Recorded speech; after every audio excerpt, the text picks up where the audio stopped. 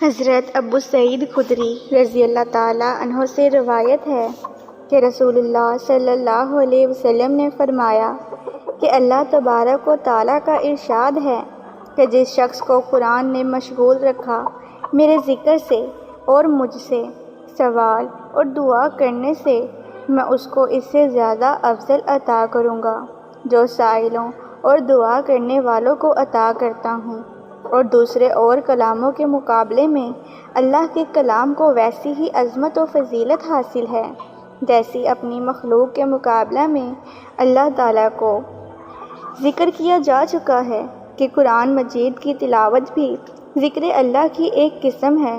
اور بعض حیثیتوں سے سب سے افضل اور اعلیٰ قسم ہے۔ اس میں بندے کی مشغولیت اللہ تعالیٰ کو بے حد محبوب ہے۔ بلا شبہ اللہ تعالیٰ تشبیہ اور مثال سے وراء الورا سے، لیکن نہ چیز اور راکم ستون نے اس حقیقت کو اپنے اس ذاتی تجربہ سے خوب سمجھا ہے کہ جب کبھی کسی کو اس حال میں دیکھا کہ وہ میری لکھی ہوئی کوئی کتاب قدر اور توجہ سے پڑھ رہا ہے تو دل سرور سے بھر گیا اور اس شخص سے ایک خاص تعلق اور لگاؤ پیدا ہو گیا،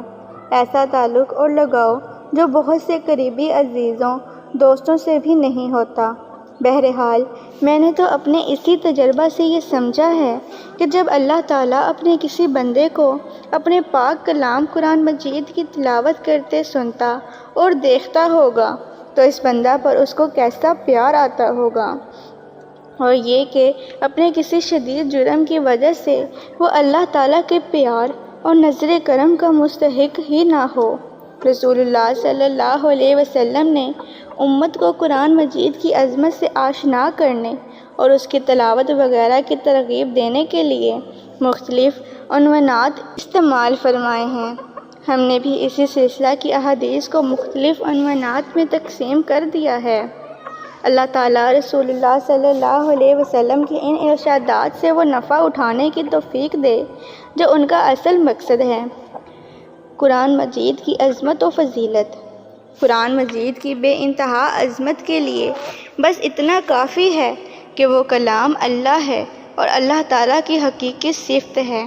واقعہ یہ ہے کہ اس دنیا میں جو کچھ بھی ہے، یہاں تک کہ زمینی مخلوقات میں کعبۃ اللہ اور انبیاء علیہ السلام کی مقدس ہستیاں، اور عالم بالا و عالم غیب کی مخلوقات میں عرش، کرسی، لوح و قلم، جنت اور جنت کی نعمتیں، اللہ کے مقرب ترین فرشتے، یہ سب اپنی معلوم و مسلم عظمت کے باوجود غیر اللہ اور مخلوق ہیں، لیکن قرآن مجید اللہ تعالیٰ کی پیدا کی ہوئی اور اسی سے الگ اور اس سے الگ کی کوئی چیز نہیں ہے، بلکہ اس کی حقیقی صفت ہے جو اس کی ذات اعلیٰ کے ساتھ قائم ہے۔ یہ اللہ پاک کا بے انتہا کرم اور اس کی عظیم تر نعمت ہے کہ اس نے اپنے رسول امین کے ذریعے وہ کلام ہم تک پہنچایا اور ہمیں اس لائق بنایا کہ اس کی تلاوت کر سکیں اور اپنی زبان سے اس کو پڑھ سکیں، پھر اس کو سمجھ کر اپنی زندگی کا رہنما بنا سکیں۔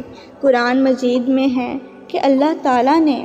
طوا کی مقدس وادی میں ایک مبارک درخت سے حضرت موسیٰ علیہ السلام کو اپنا کلام سنوایا تھا۔ کتنا خوش قسمت تھا وہ بے جان درخت جس کو حق کے تعالیٰ نے اپنا کلام سنوانے کے لیے بطور آلہ کے استعمال فرمایا تھا۔ جو بندہ اخلاص اور عظمت و احترام کے ساتھ قرآن مجید کی تلاوت کرتا ہے، اس کو اس وقت شجرہ موسوی والا یہ شرف نصیب ہوتا ہے، اور گویا وہ اس وقت اللہ تعالیٰ کے کلام مقدس کا ریکارڈ ہوتا ہے۔ حق یہ ہے کہ انسان اس سے آگے کسی شرف کا تصور بھی نہیں کر سکتا۔ اس سلسلہ معرف الحدیث میں پہلے بھی ذکر کیا جا چکا ہے کہ جب کسی حدیث میں رسول اللہ صلی اللہ علیہ وسلم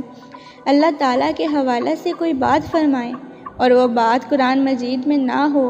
تو خاص عرف و اصطلاح میں ایسی حدیثوں کو حدیث قدسی کہتے ہیں۔ حضرت ابو سعید خدری رضی اللہ تعالیٰ عنہ کی یہ حدیث بھی اسی طرح کی ہے۔ اس میں دو باتیں فرمائی گئی ہیں،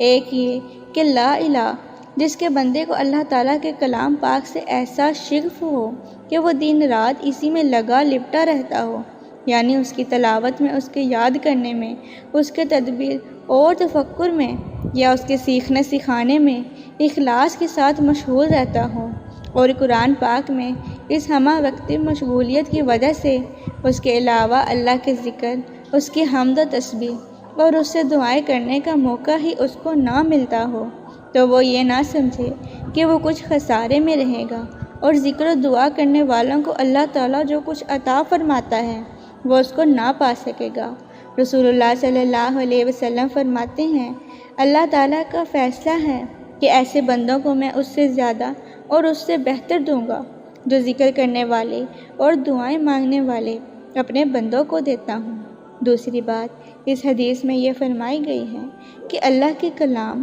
کو دوسرے کلاموں کے مقابلے میں ویسی ہی عظمت و فضیلت ہے جیسی کہ خود اللہ تعالیٰ کو اپنی مخلوق کے مقابلہ میں، اور اس کی وجہ یہی ہے کہ وہ اللہ تعالیٰ کا کلام اور اس کی صفت قائمہ ہے۔